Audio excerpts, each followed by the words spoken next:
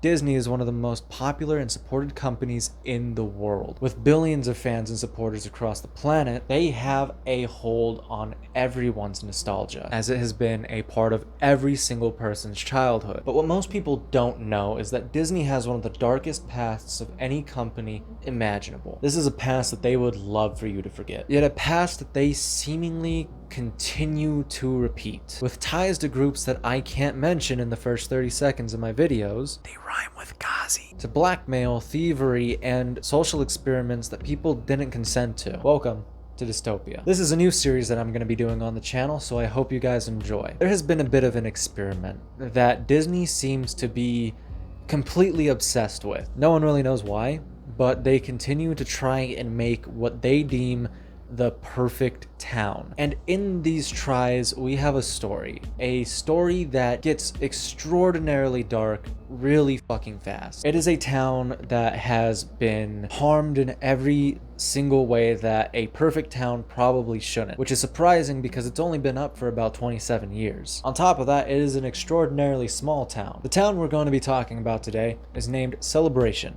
It's a town in Florida, and yes, it was made by Disney. Now, Disney touted Celebration in their ads as a fucking utopia. There is a town in Florida where the sun shines warm and unique monthly events keep it cool. A place to truly live it up just by sitting down. A quaint lakeside promenade where getting around is just as much fun as getting there. Renowned for its world-class restaurants and all nestled in the harmony of nature. Celebration, Florida. You've got to see this place. And in 1996, the construction of this town was actually finished, wherein they started a lottery because the amount of houses they actually had done did not at all meet the demand for this town. And almost immediately from this, the cracks in their perfect utopia began to show. Disney wanted this to be like legitimately the perfect town, so much so that they hyper obsessed over every single little detail. They sunk $4 billion into this project. And not just for the homes, mind you, for the hospital that they put here, for the schools that they implemented, for the downtown area, the lakes, the ponds, everything. They put a lot of effort into making the perfect town. They also touted that they wanted this to be one of the most diverse towns imaginable. They were trying to get every single class to move here. But coincidentally, I guess they just forgot about the prices that they put on these houses, because back in 1996, these houses were 125 grand. And I know that doesn't sound like a lot for a house. That's because we live in 2023. Back then, that was a fucking arm and a leg. You could not get that as a middle class person. Like, genuinely, I'd probably chop my left nut off to get a house like that right now. But this pricing caused a little something we like to call socioeconomic segregation. Because once the lottery was all said and done, only like 12 out of all of the homeowners were people of color, which caused some tensions that we'll go over later. But I'm sure that it was just nothing more than just a little misunderstanding, and Disney just completely forgot about their pricing problem. Besides the Disney-sized pricing on these houses, there were a lot of other fucking issues with this place. One of them being the insane amount of rules that the residents here had to follow. Disney had an HOA going on here, and within the rule book, there are 160 pages, and this has some of the most restricting conditions I have seen outside of North Korea. Some of the rules included on this Disney regime manifesto are as follows. You must hide a Mickey Mouse somewhere within inside of your house. You can only have one car in the parking lot, and all others must be hidden away. They built places in the back for this. You can only use curtains that were white on the outside. If a plant were to die on your porch, you would need to immediately replace it within 24 hours, or you can get a fine. You can only have a garage sale for 2 days, and the weirdest one yet, no kid was allowed to be seen walking to school because we can't have kids living in the neighborhood, I guess, and various others that I will be linking in the description because I'm going to drop their old rule book. A lot of these may have changed, but from what I have researched, it is still heavily restricted in this town. Remember, these rules are from 1996. So these insane rules mixed with some other things that I'm about to go over caused something that the residents called the bubble, as this town did not work like any other town in America at all. And because of this, it completely alienated and isolated the residents that lived there, to such an extent that people were fucking losing it. And to be honest, I would too. The amount of time Disney put into trying to perfect this place is insane. And the insane rules were not the end of Disney's chase for perfection. One of the more disturbing things Disney did to this town was they put in speakers in all of the trees across town, and can you guess what they fucking did? They played fake bird sounds on loop. And if it wasn't fake bird sounds, they would play a genre of music called muzak, which is fake music. It's literally like gift shop music. It's the shit you hear at Disneyland. They were actually trying to play God. This wasn't the only thing they did. As a matter of fact, in fall, they would import fallen leaves and toss them around town to try and make it look a little more movie-like, if you will. Same thing goes for winter. They would put fake snow everywhere. On houses, they put a fucking skating rink, which honestly sounds fun to me, but it's still a little weird that they went all fucking out on this fake town feeling. When I was doing research on this, some of the comments that I saw on like newspapers and videos that I saw is some of the residents and some of the visitors said that it felt like they were literally living on a movie set and they couldn't handle it after a while. And to be honest, I couldn't either. I mean, this feels like it cannot be healthy for your residents. This isn't a theme park. This is your home. Having bird mating call sound 8 hours meditation relax on fucking loop would drive me nuts. Just knowing that they're not actually birds, that it's just some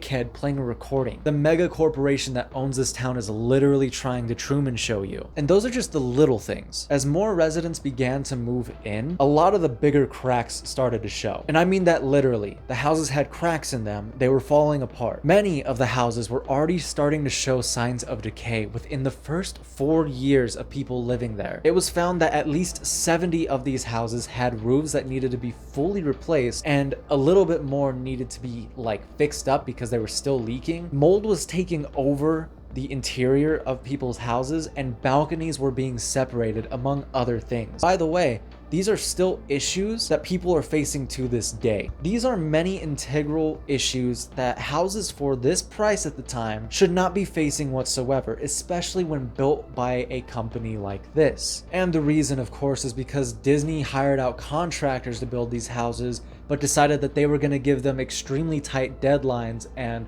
ways to build the houses. And that brings us to the second major crack in this town, which was the school system. As a matter of fact, the school was kind of like the final straw for a lot of people, and ultimately is the reason why a lot of people ended up just straight up moving. You see, in their chase to have the perfect town, they decided they needed the perfect school system.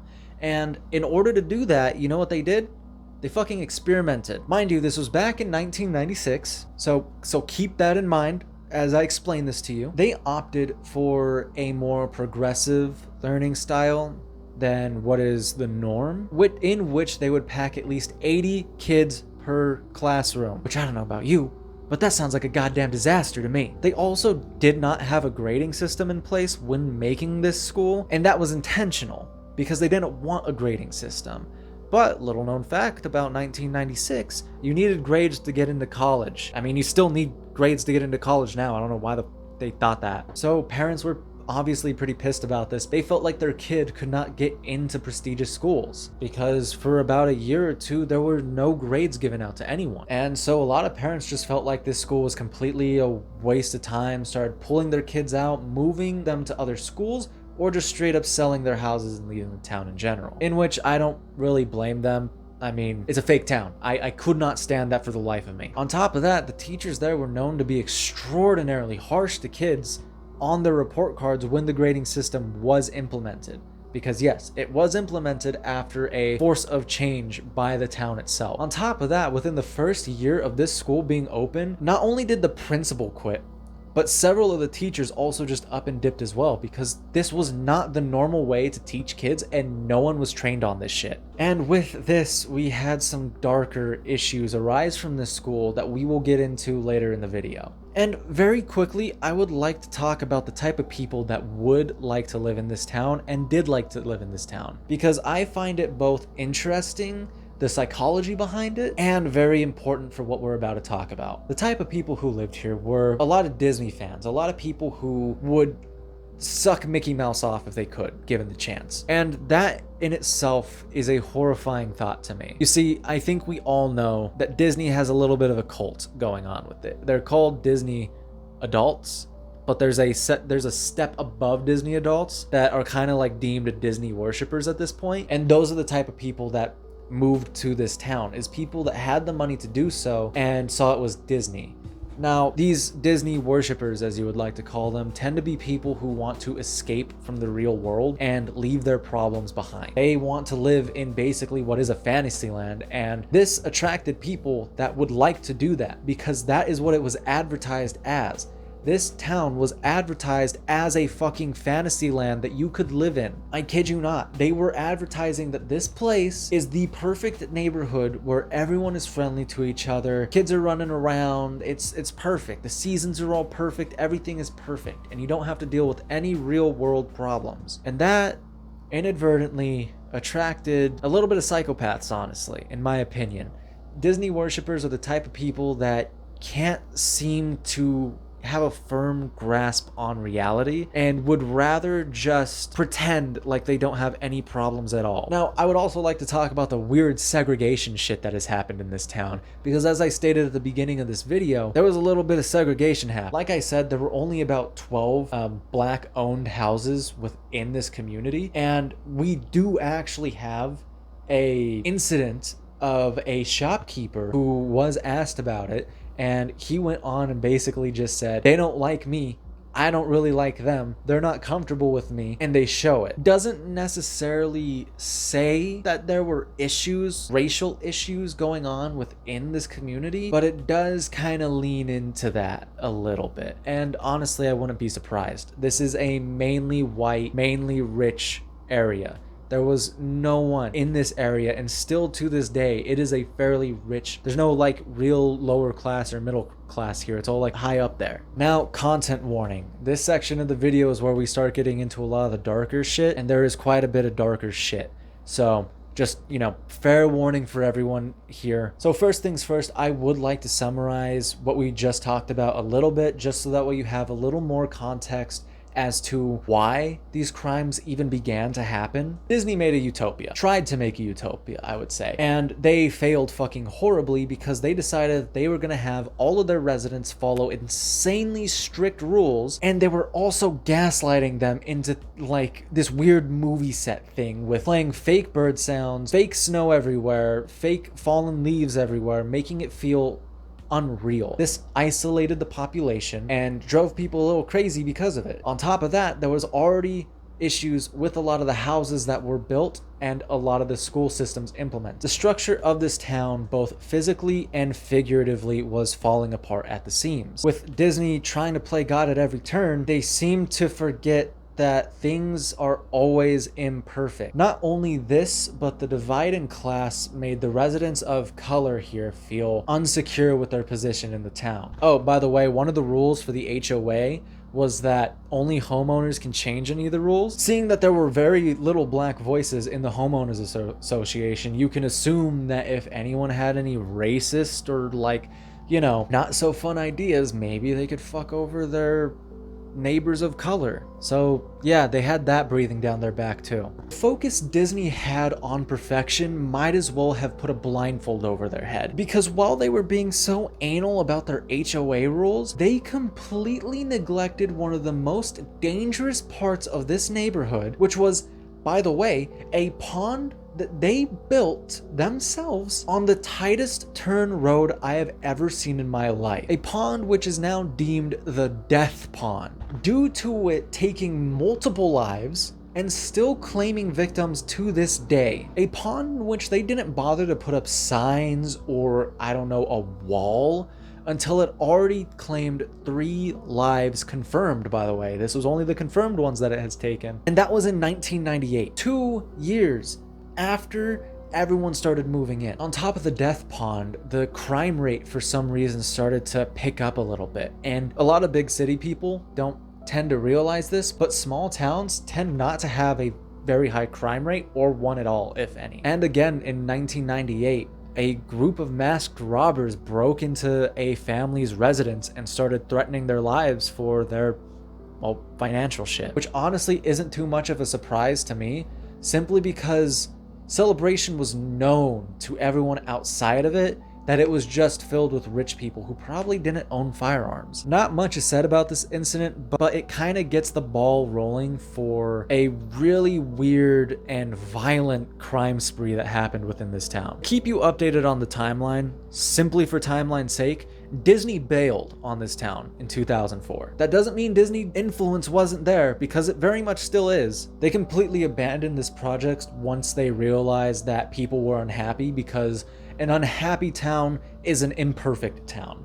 And that's not what they're looking for here. So they sold it off to another company and just kind of fucked off. Now, the next crimes are pretty damn graphic, and they are very much not for the faint of heart, so viewer discretion is advised. In 2010, there was the first homicide recorded in Celebration, the victim being a teacher from Celebration High. This man was found suffocated and butchered by an axe in his bed in one of the most graphic fashions possible. They had an actual axe murder happen in their town, which, I mean, is kind of ironic because they were going for movie set type shit. But the reason for this murder is a little darker than just the murder itself. You see, I'm not going to say anyone's name simply for privacy's sake, but you can look it up and find them very easily if you want to. It is public information. But this teacher was accused by the murderer to be sexually assaulting not only the murderer, but several other boys from Celebration's high school. The murderer told police that the teacher tried to rape him after he invited him over to his home to wash his car for some cash, which a little fishy to me, but honestly, as a fucking teenager, I'd probably do the same shit for some money. Like, it's just a car wash. But clearly this teacher was a total piece of shit and had something completely different in mind. Now, multiple students after this incident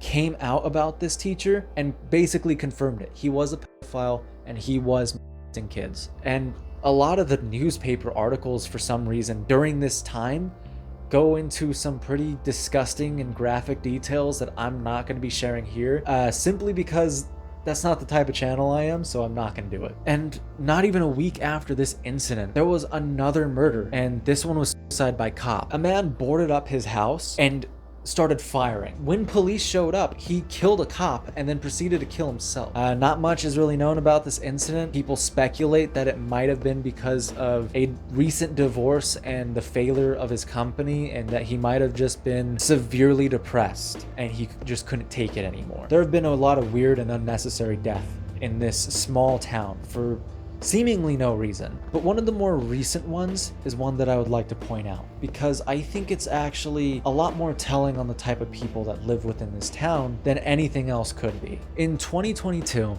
there was an incident where a man, not going to say his name because he and his wife decided that the only way to stave off the apocalypse and see salvation was to murder their children, their dog, and then themselves. Man killed his children with his wife, killed his dog, then shot his wife. After a while, he was caught. Yeah, that's it. Some crazy dude and his wife just murdered his fucking kids because they wanted to see salvation. And this brings me to the point of the cult aspect of this town, because I know you've been wondering this entire time, where does the cult aspect come from? Technically, there is no cult. It is a cult that doesn't exist simply because it's not called a cult. And that is, again, the Disney worshippers. This town attracted people who wanted to escape from their issues, but couldn't, because that's not how it works. This town attracted people that thought they could just leave all their issues at the door when they came into this town. This town attracted people that wanted something fake. Now, not everyone nowadays that lives there is a Disney fan. There's still a vast majority of them, but not nearly as much as when this place began. Now, the craziest part to me is when I was doing research for this video, a lot of people on YouTube that live there are trying to defend the town and act like it doesn't have this crazy fucking like history of violence and weird shit going on. The same day I started doing research, another murder just like happened yesterday. Actually, another murder happened yesterday. Mind you, this is a town with a very, very small population, and not only a very small population, but a very wealthy population. And usually when those two mix, there's not a lot of crime. So the one single thing that could be tying all this together is how fake the town is. Because to be honest, you are living in a fake town where every single thing is regulated. You're gonna go fucking insane. And I think that's what happened to a lot of the residents that did have violent outbursts. Either they came there a piece of shit or they turned into one because the town just drove them insane. A lot of the people that lived there beforehand moved. Celebration is still fighting a lot of issues with the houses that were built by Disney. It's just crazy to me that not only did this happen, but people actually bought into it. Disney literally profits from your nostalgia. They're one of the biggest companies that do this, and they will continue to try and do this forever. As a matter of fact, they're already trying to make another perfect Utopia town. It's going to be called Storytelling. And you know what's even crazier? They already have another town. It's called Golden Oak. And this town is just a bunch of rich people too. It's just a bunch of mansions. I'm making this video series because I feel like Disney is one of those companies that people tend to really overlook a lot of the dirty shit that they're doing simply because they made funny little cartoons back in the day, and that resonates with them. To me, Disney is one of the most evil corporations on the planet. I made that very clear in my video about kids entertainment. I think they're dog shit. So hopefully this video series does good because I'd like to keep doing this. And you guys voted on it too, so you know, bring up the views a little bit. Anyways, that'll be the end of the first episode of Dystopia. I genuinely hope you guys enjoyed this fucking video. And I've been wanting to talk about this kind of stuff for a long time. So if you liked the video, please go ahead and leave a comment, leave a like, and go ahead and subscribe. I appreciate any and all support that comes my way. Seriously, thank you guys so much for getting me to 1,000. That was crazy. And thank you to my members, because now we have 2, by the way, Harley and Magic, which you can do too for only $5 a month. For that $5 a month, you get exclusive badges, which yes, we finally finished them, exclusive emotes, which yes, we finally finished them, membership only posts, membership only videos, and you get access to the Discord. Anyways, that's gonna be the end of the video. If you like this one, go ahead and check out the other one because I thought it was pretty good. So